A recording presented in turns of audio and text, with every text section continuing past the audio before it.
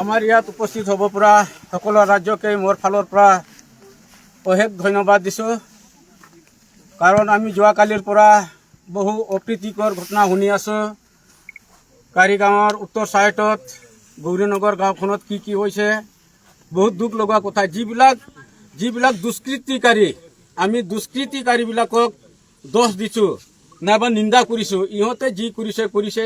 আমাৰ অনুৰোধটো এইখিনিয়ে হ'ল, আমাৰ আমগুৰি এৰিয়াত নাইবা হাইৰোডৰ দক্ষিণ চাইডত যেন এনেধৰণৰ অপ্ৰীতিকৰ ঘটনা নহয়।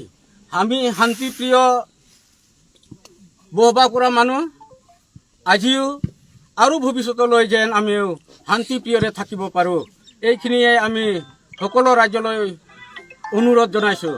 নমস্কাৰ। दे जोंनिफ्रायबो बुंहरदो, जोंनिफ्रायबो बुंदो, जोंनिफ्रायबो होनदो दे। আমার বড় বাকা দিয়া কলে হল।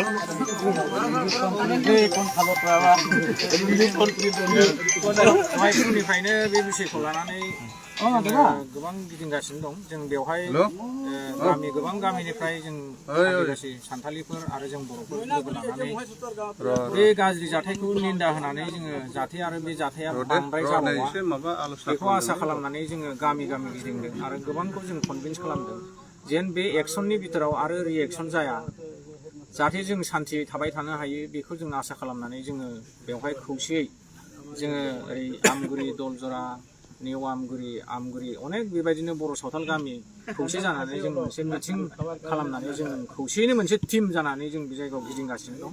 जेन जों बयबो खौसेयै सान्थि थानो हायो। जाथाया जानानै थांगोन, गोबां मानसिफ्रा जाथाय खालामलांगोन, खिन्थु जों साफ्रोमहाबो मोनसेबो बेवहाय लाब गैया। जायफ्रा खालामनानै थांदों बिसोरो गोजानाव थाहैगोन, खस्थ'खौ जों मोनगोन। जों बिनि एक्सपिरियेन्सखौ जों आवगायावबो मोनखांखाबाय। दा ओंखायनो जों मालाबाबो बे बिषयखौ जों लुबैया। ओंखायनो दिनै जों बे मैनागुरियावबो फैनानै बे गामिनि रायजो राजाजों रायलायबाय। खोब गोजोननाय मोन्दों। बिथांमोनहाबो बेबायदि सान्थिखौ लुगैयो। बेनिखायनो बिथांमोन रायजोखौ मैनागुरिनि रायजो राजा नोंथांमोनखौ साबायखर होदों, जाहाथे बेबायदि जाथायाव बिथांमोनहाबो आखाइ होआ होननानै बिथांमोनहा प्रतिश्रुति होबाय। दा जोंबो गोजोननाय मोनबाय। बेखिनिनो हामबायसै।